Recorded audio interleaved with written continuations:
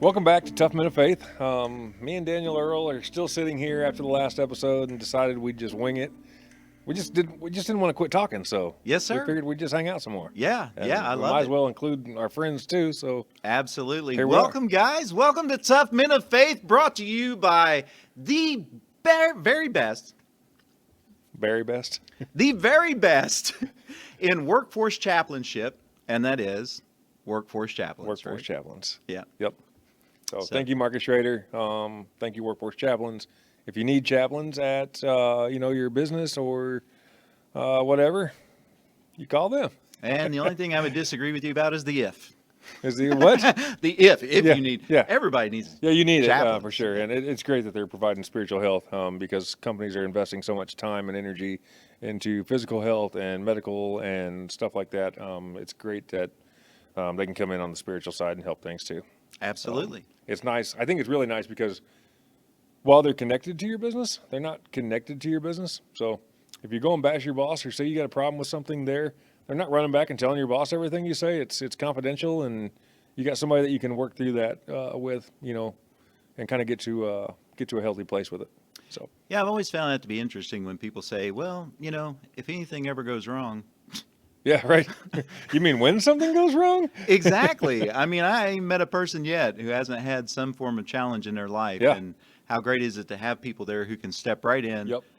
Experienced. Right. I mean, you want somebody that has the experience to Oh, be yeah. able to handle that. Yeah, we've And had a few of their chaplains on here.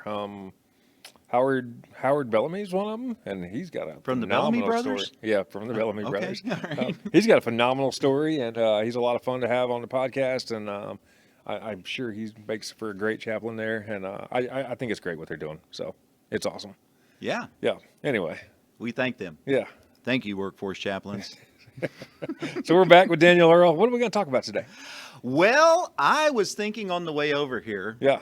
See, That- this is how it hits you. I know. This is how the greatest episodes and topics come out. Right? When you can just wing it. Yeah, I was just impressed I was thinking. Yeah, me On too. the way over Yeah, here. for more than just driving. Right? Yeah. But I was thinking on the way over here about men managing their emotions. Men don't have emotions. Just ask my wife. Sure they don't. Ask my wife. She says you don't have emotions. Sure they don't. Men camouflage their emotions. It's like this shirt. Right. That's what you were doing. You were Yeah. complimenting me on my shirt. I was. Yeah. We were bringing that up. Nick asked me if I own any camouflage. I said, I don't know. Yeah. If you do, you can't see it. How would I know if I own camouflage or Yeah. not? That's why I But- told Blake. I said next time I wear this shirt, I'm gonna put a big camouflage poster behind me, so all you'll see is my head moving, and I'll blend right in. Like the weather guy when Yeah. the camera thing Yeah, like the goes green bad? screen. Yeah. Oh yeah. Yeah. So no, but let's uncamouflage Emotions. emotions in men because, Okay. and I'm just going to tell you, I'll run point on this one if you want me Yeah. to. Yeah. Why don't right? you? So- Since you're the new co-host of Tough Men of Faith. The new co-host. The new of Tough Men of co-host. Faith. I had to give up my gig with Mana Minutes.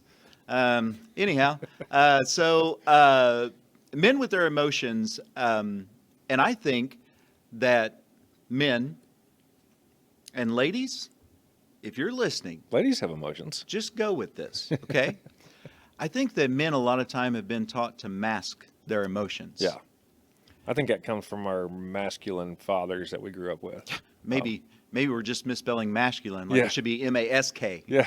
Masculine. More low-hanging fruit. Here we go. Well, hey, I get what I can reach, Yep. Nick. But yeah, I think and so I mentioned last time on the podcast that we work a lot one-on-one with guys. Yeah. And the incredible thing is how many guys are tripped up by their emotions that they will either deny or mislabel or just flat out refuse to admit Yep. that it's emotionally tied. Isn't it funny how you get into a small group of guys and you start meeting regularly and everybody starts out tough and emotionless, and once guys start to get comfortable just a little bit, their emotions really come out. They do. And whether it be good or bad or happy or sad or, things that they're battling, guys put on this front and this mask of not having emotions. And then once you actually start to develop a relationship with a guy or with somebody, it's great that their emotions start to open up a little bit, or they start to open up about their emotions. Yeah. Well, try to ever get a guy to say. So we attach emotions to feelings, right? Right. So try to get a guy to ever say this: "I'm feeling vulnerable." in Yeah. this." Yeah. Good luck. Yeah. But what are we going to say? That the guys never feel vulnerable? Right. And I know it happens all the time. I mean, if it could happen to me, it Oh, could yeah. happen Yeah, to it happens to anybody. all of But us. no, it does. But that vulnerability, and then we start trying to mask that emotion. Right. But the only thing that can mask the truth is what? Just dealing with it. Well, the only thing that can mask the truth. Oh, mask the truth. I'm sorry. The only thing that can mask the truth is a lie, Yeah. Yep. or some form of Yeah. Of deception. camouflage, or Yeah. whatever it is you want to call it. Right. But I think that a lot of men struggle emotionally in ways that they don't feel comfortable talking about. Yeah. And because they don't talk about it, they don't get any counsel or any help with it. But men are strongly emotional creatures. I mean, think about it. You ever see guys at a game, Right. right? Or get a guy to throw down a challenge. Right. Man, the emotions that come out. Oh, I yeah. mean, you ain't even Yeah, look friends at with a any kind dude of unless you had a competition fight with a with guy. him. Right. Yeah. Yeah. That's what we were just talking about a few minutes ago. You're going to show me some karate moves. Oh, right. Nick passed. I did So pass. He did, yeah. I didn't want to get kicked in the head today. So, But I think that because a lot of times that we want to deny the fact that we may be emotionally affected, that becomes what I call the latent intruder. okay. It sits there like that ticking time bomb. Right. And then they say, oh, he just blew up out of nowhere. Yeah.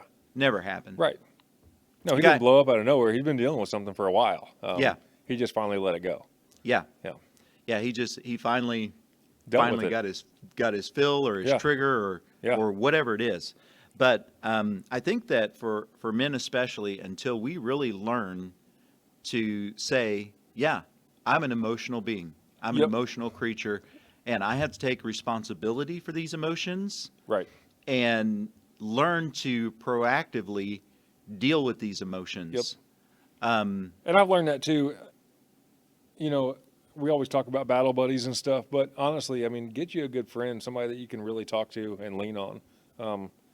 And find something that you guys have similar interests, because it's easy to talk about emotions or problems or something in your life while you both are enjoying some kind of a similar interest. Yep. I've had hunting buddies open up to me in a tree stand, because it's a place where we're both comfortable, and, we can actually have a meaningful conversation, of, hey, I've dealt with that. Yeah. Hey, I've dealt with that too. And, let's work through that together, whatever it be. I mean, over a meal even works. Just, something that you're comfortable doing, find somebody that you're comfortable doing that with, and then, find you a guy, somebody that can listen and offer sound advice. That's the other big thing too, is when you're dealing with emotions and things like that, make sure whoever you're talking to about it is offering sound advice, oh, absolutely. because that's dangerous. That can be really dangerous. Yeah. Yeah. And oh man, thank you, Nick, for pointing that out. Yep. Because I assumed that all the advice we would be giving would be good advice, and that is not true. No, not if it's coming from me. No. Yeah, I'm not. Don't take emotional advice from Nick. Yeah, absolutely. I will tell you to suppress that and go deal with it somewhere else. But I think for men, there is a time when we may have to compartmentalize for a time. I mean, Yeah. if you're in war, I Right. mean, obviously you can't just hunker down and Yeah, you can't let it out and start crying. Right. You're going to have to wait a little bit. I mean, if you're going to cry, that's fine. Just keep moving Right, forward, yeah, right? exactly. Because the enemy, the bullets don't stop flying because the tears start flowing. Yeah.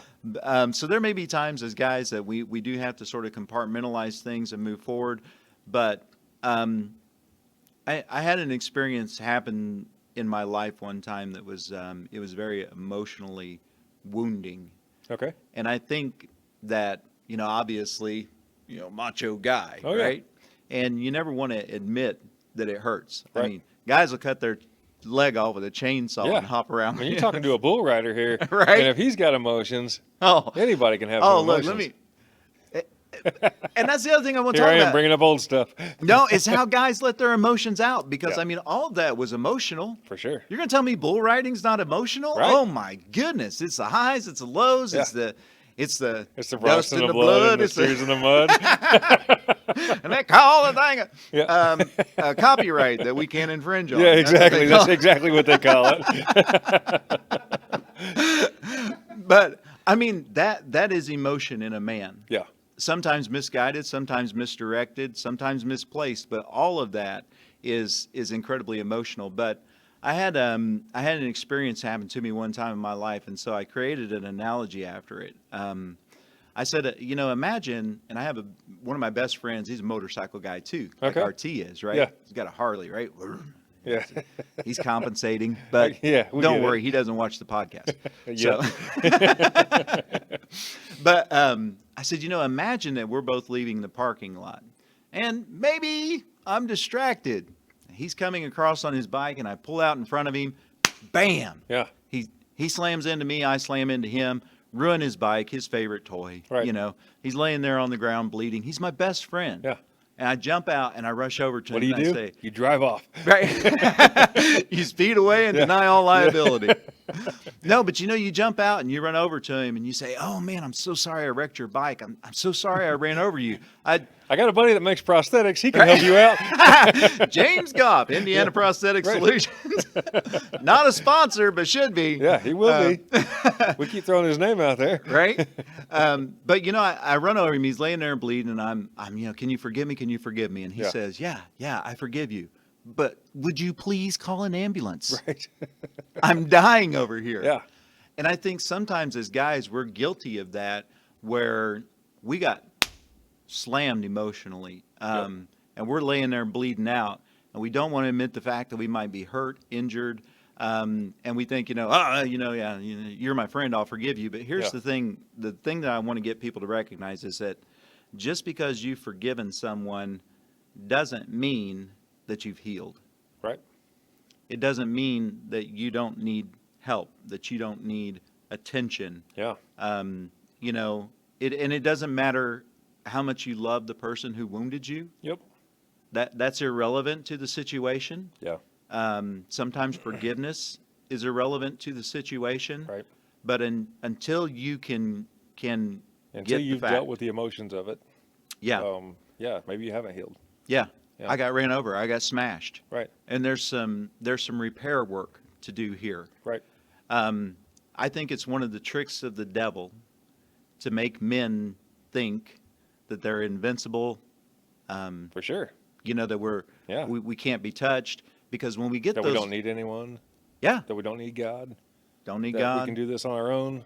Yep. I mean, that's the greatest trick that there ever was played, is that you can do this on your own, and you don't need God. You don't need a support group or friends, and you just suppress those emotions. You'll be fine. Right. But if you read your New Testament, and this is what I tell people, if you read your New Testament, you can't live half of the New Testament without somebody else. Right. Because the gospel is so relationally written. Yep.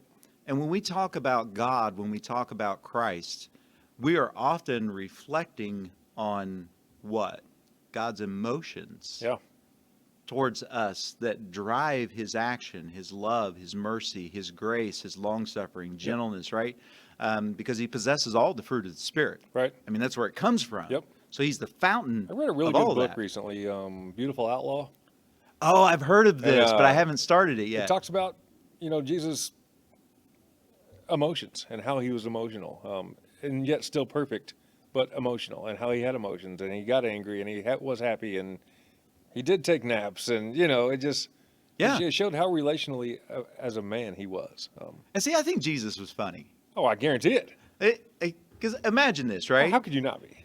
He puts the disciples in a boat, Right. sends them over to the other side, says, "I'll meet you over there." Yeah.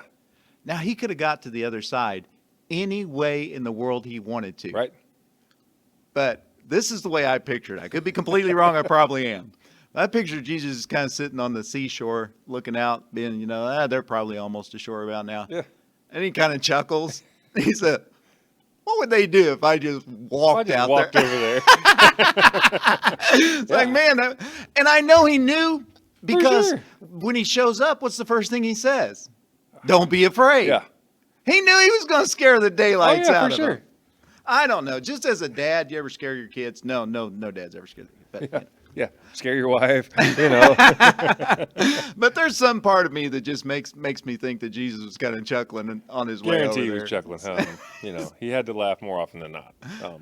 Right. You know, Right, but yeah, but anyhow, going back on topic, I think that men, and I want to say this. I want to say that it's very important that we learn to properly label our emotions. yep, We need to be able to say things like, "This is anger," yeah, because if we can't, these things are the puppet strings that the devil pulls on, right, right? yep, Especially for a lot of guys, the anger one, for right? sure. But as long as we mislabel that, And resentment and fear, and I mean, look at all the things holding us back in life. yes, That are just emotions. I mean, look at fear alone. I mean, yes, fear is huge. Look at how many people have so many missed opportunities just because of fear, and it just kind of got the devil in your ear saying, "Nah, nah, you probably can't do that." I wouldn't try that. You might fail. And right. I And just and are we ever going to come out and I don't know, maybe other guys are better at this than I am, but you want to get me to confess to fear? yeah, right. Wrong guy. Yeah. It's like, no, bring that bull over here. we're- Tie a rope around him. See we were how talking mad you about can this get. the Turn me other loose day. with him.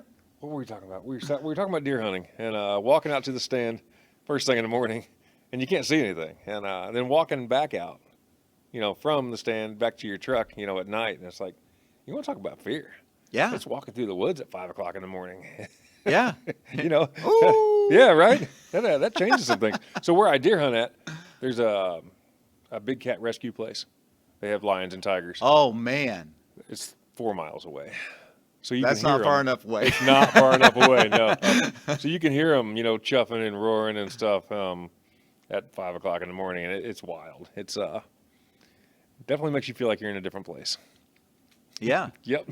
But I think that until we can learn to open up about that and properly label it, there's things in my life right now that I need to say, Daniel, Earle, you are being a coward. Yep. You are allowing fear to control your life, and that is one of the hardest ones for me. You are angry Right. now. Here's another one.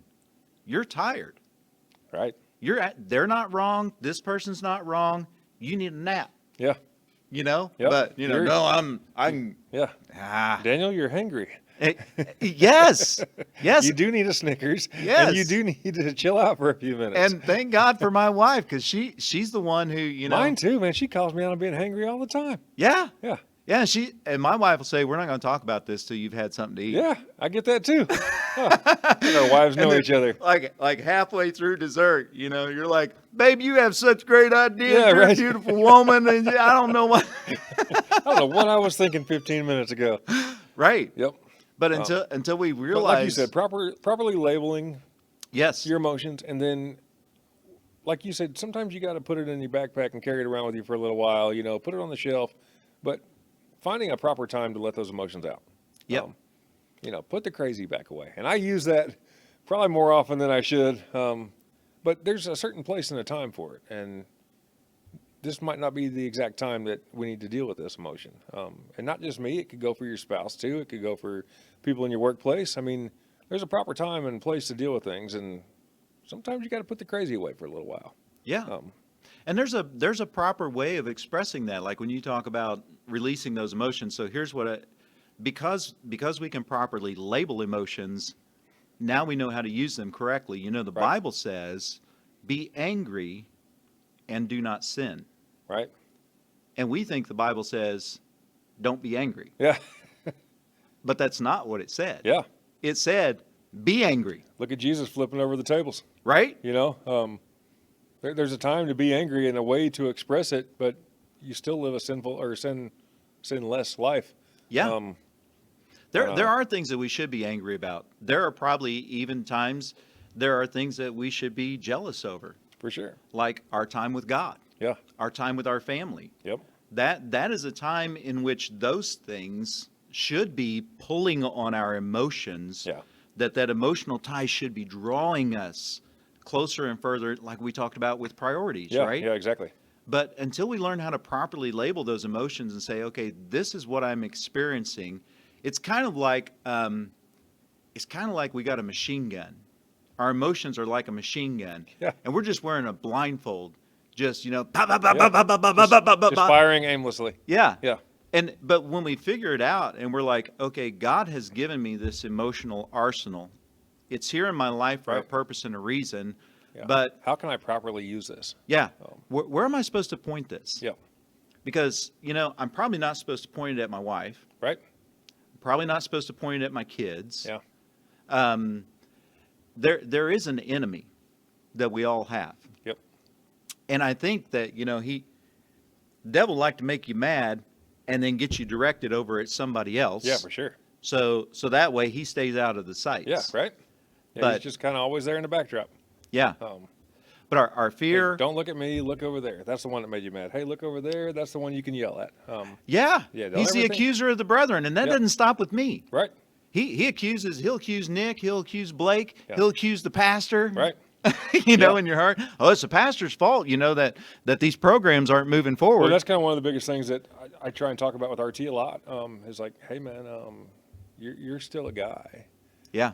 Now I realize that you lead a flock of 300 people, but you're still a guy and you still have emotions and things that you're dealing with in life. And I try and regularly bring that up to him. It's like, hey man, anything you need to talk about, anything you want to discuss, it could stay private. I just, Yep. you need somebody too. Don't ever think that you're above that, because the day you do will be the day you fall. They do, and I work with a lot of ministry guys. Yeah. In all different roles, pastors, community, whatever. Yeah. I'm not going to limit this to or try to identify anybody, but one of the things that I often talk to them about is you're going to feel like you have to be on this pedestal. Right. But I just want to let you know that what happens here stays here. Yeah. And we Yep. can talk about these Yeah, and we've had things. some deep, dark conversations, and not just with RT, but with other friends of mine too. That I would never talk about with anybody else. But it's good that people that maybe other people put on a pedestal can have somebody that they can reach out to. Yeah. Um, And once we learn how to label these emotions and direct these emotions, Right. man, boom, now you got power. Yep. But Well, and because dealing with emotions them- are powerful. Dealing with those emotions is so much easier after you label them, after you give them a place, and then you have a way to let them out that's healthy for everybody involved. Yeah. And dealing with them, I mean, you can push right through some stuff. Yeah, listen, here's the thing. Let's say that you're afraid that you can't make your bills. Yeah. Your debt's mounting. Right. You're scared, Welcome to 2023. right? Yeah. Well, you can sit there and let that, or you can direct that into, okay, I've got to come up Yeah. with the right Yeah, action. every dollar has a purpose. Yeah. And you start figuring out how to pay your bills, and every minute of my day has a purpose. And now I can get more things done because I'm not scrolling or on social media or wasting my time. And it's just You can become powerful. For You're sure. a force to be reckoned with. yep, absolutely. And I know every time we get on here and talk about missions and stuff like that, Africa and places like that, love, compassion, like things that guys don't want to be driven by. Yeah. Listen, Jesus was driven by compassion. Yep. Everywhere he looked, I mean, think about him sitting outside on that hillside, and he says, "Oh, Jerusalem, Jerusalem, how often." And I believe he's looking at Jerusalem through blurred vision, tears coming out of his eyes. Yeah. How often would I have gathered you, but you would not? I mean, Jesus is a very emotional character, and it's his compassion that moves him. I mean, when God wants to talk about his motives, look at how oftentimes God is motivated by his emotion Right. as we see it. Yeah. I know some of you theologians just lost your minds. They're not listening. It's okay. Right. Theologians don't listen to this. Yeah. But I'm just saying that's the picture he gives us. Yep. The picture that God gives us is an emotional driver, but it's always properly directed, Right. aimed in the right direction. Now we have power, we have the force of mind, and here's the thing, when we align our minds and our emotions together, you're dangerous. Right. In all the right ways. Oh, yeah. In all the right ways, you become a very Yep. dangerous Well, individual. it's like you said, look at missionaries and look at missions. Yeah. Look at people like yourself, running a business, working a full-time job. And still you find the time and you find the money and you find the energy and you find the emotions to go overseas to people that, are missing limbs, people that, would never even get a copy of the Bible. And you find the time to make things happen the way you want them to happen. It's not because you're lucky or you're, you're some other guy that's, got it all together. It's because you make things work for you. And we can all, there is not a Christian out there that can't begin learning how to move in the same compassion that motivated Christ. Yeah. That because I said to somebody the other day, to live like the King, we have to start living like the King. Right. And when you see Jesus, you're going to see a person who was oftentimes being driven in the direction of properly aligned, properly aimed emotions that led him to do what he did. We know the greatest verse in all the Bible, John 3:16. Yeah. Everybody knows it. Everybody's heard it, even if you've never been to church. And what's it say? For God so loved the world that he gave. Yep. And here's what somebody said one time. They said, it's possible to give without loving. Right. And that is possible. It is. And we do that. Right. We give to a lot of things begrudgingly. Yep. And listen, gentlemen, when you learn how to properly align and direct your emotions, you can give to your wife and love her at the same time, and your children and your job and your community, all of it. Right. So, but God so loved the world that he gave, because you can give without loving, but you can't love without giving. Yep. Love will always turn into an overflow in the direction that it's pointed. Yep. So, Look at this. get them out there, label them, aim them, and make sure your direction is clear, and Yep. let that emotion be your driver Right. in all of the right But make sure you're directions of dealing life. with it in the right way. And absolutely. letting it out in the right way. That's the biggest thing. It's just don't blow your top when you get upset and angry. You gotta chill out a little bit. You gotta put the Yeah. crazy away.